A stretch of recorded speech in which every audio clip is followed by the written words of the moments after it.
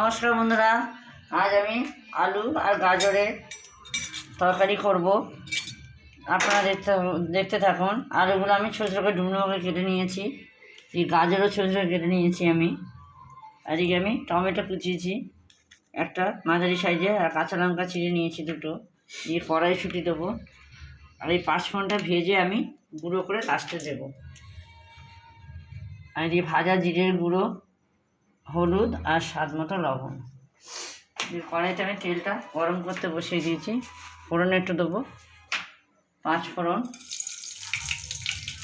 এবার দিয়ে দেবো দুটো চেরা কাঁচা লঙ্কা।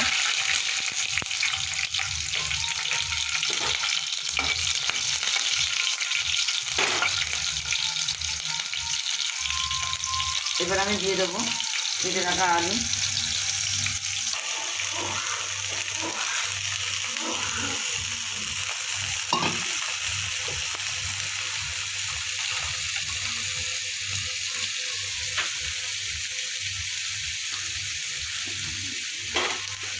এবার দিয়ে দেবো লবণ,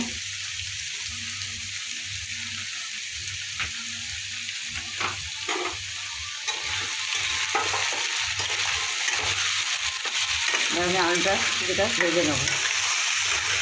নুনটা দিলে ভালো ভাজা হয়ে যাবে তাড়াতাড়ি।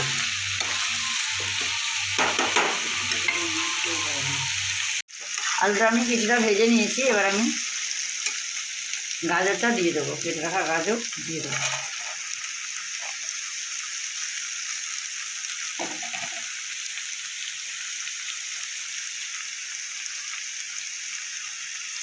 আর একটু লবণ দিয়ে দেবো, হলুদ দিয়ে দেবো,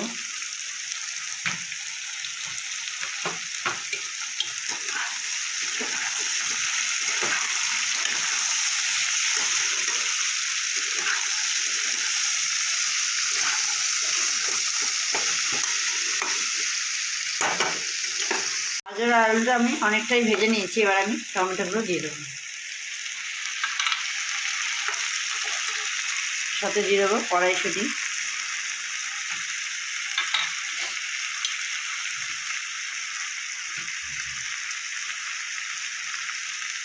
একটু ভাজা জিরে গুঁড়ো।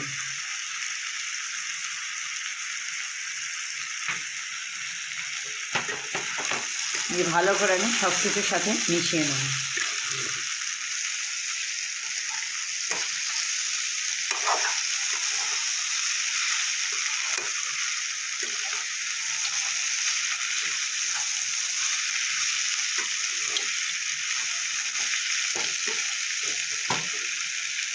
আমি ঢাকা দিয়ে দেবো।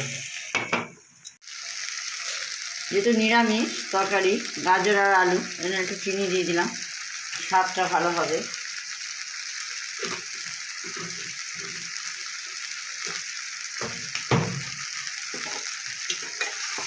দিয়ে আরও কিছুক্ষণ নাড়াচাড়া করে নেব।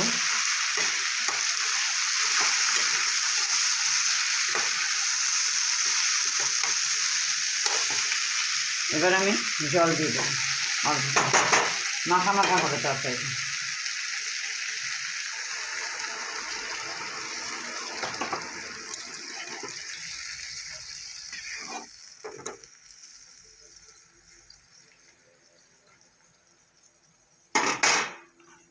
আর একটু জল দেবো।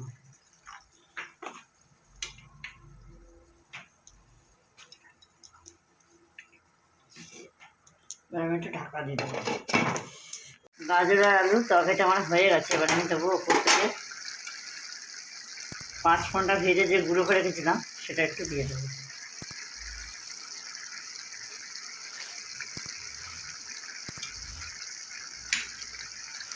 এবার দিয়ে দেবো দুটো চেরা কাঁচা লঙ্কা।